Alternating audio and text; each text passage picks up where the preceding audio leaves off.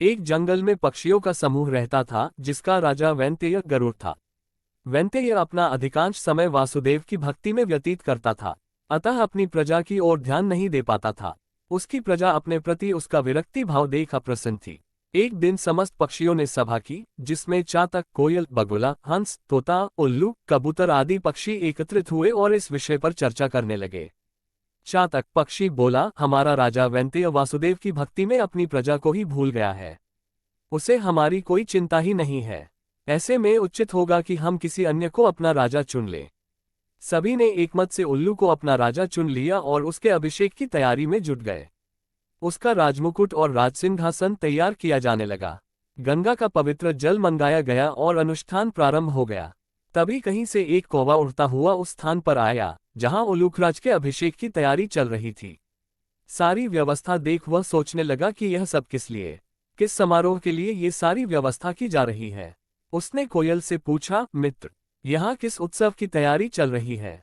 कोयल ने उसे उल्लू के अभिषेक के बारे में जानकारी दी। ये सुन कौवा हंसने लगा। उसे हंसता देख समस्त पक्षी उसके आसपास एकत्रित हो गए। उन्होंने उसके हंसने का कारण पूछा। कौवे के कहा, राजा के लिए तुम्हारा चुनाव गलत है। सभी जानते थे कि कौवा एक चतुर और कूट राजनीतिज्ञ पक्षी है, इसलिए उन्होंने उससे मंत्रणा करना उचित समझा। कौवा कहने लगा, क्या तुम लोगों के पास राजा के चुनाव के लिए प्रत्याशियों की कमी है? तुम लोगों को क्या सूझी कि सौंदर्य के द्योतक मोर, हंस, सारस, चक्रवाक, शुक जैसे पक्षियों के रहते टेढ़ी नाक वाले उल्लू को राजा अपना राजा चुन लिया? वह कहता गया, उल्लू रौद्र स्वभाव का आलसी, कायर, व्यसनी और कटुभाषी पक्षी है। ऊपर से दीवांध है। वह तुम्हारा क्या हित करेगा? उससे तो तुम्हारा वर्तमान राजा वैनतेय भला है। उल्लू की अपेक्षा वह तुम्हारे लिए अधिक कल्याणकारी है। उसके रहते उल्लू को राजा बनाने का क्या तुक? राजा तो एक ही होता है। एक से अधिक राजा का होना प्रतिद्वंद्वता को जन्म देता है, जो विनाश की ओर ले जाता है। उल्लू जैसे योग्य को राजा बनाकर तुम पक्षी जगत का सर्वनाश कर दोगे। सभी पक्षी कौवे की बात से प्रभावित हो गए। उल्लू के अभिषेक का विचार त्याग कर वे सब वहां से चले गए। जब उल्लू अपने अभिषेक के लिए पहुंचा तो वहां मात्र उसका मित्र कृकालिका और कौवा थे। अन्य किसी पक्षी को न देख उल्लू अचरज में पड़ गया। उसने अपने मित्र कृकालिका से पूछा, क्या हुआ? सारी पक्षी कहाँ हैं? कृकालिका ने उल्लू को बताया, मित्र, इस कौवे के कारण सबने तुम्हारे अभिषेक का विचार त्याग दिया है। उल्लू को कौवे पर बहुत क्रोध आया। वह उसे पूछने लगा, तुमने ऐसा क्यों किया दुष्ट कौवे? मेरे राजा बन जाने से तेरा क्या चला जाता? तुमने अकारण मुझसे बैर मोल लिया है। अब से तू सदा मेरा और मेरे वंश का बैरी रहेगा।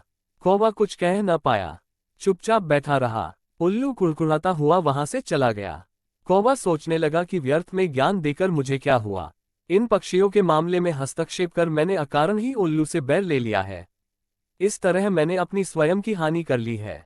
ये सोचता हुआ कौवा वहां से चला गया। तब से कौवों और उल्लू में स्वाभाविक बैर चला आ रहा है। सीख, दूसरों के मामले में हस्तक्षेप अकारण ही आपको समस्या में डाल सकता है। फ्रेंड्स, आपको the war of crows and owls story in Hindi कैसी लगी?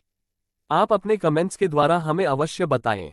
पंचातंत्र story of crows and owls in Hindi पसंद आने पर लाइक और शेयर करें। ऐसी ही अन्य पंचातंत्र की कहानी पढ़ने के लिए हमें सब्सक्राइब कर लें।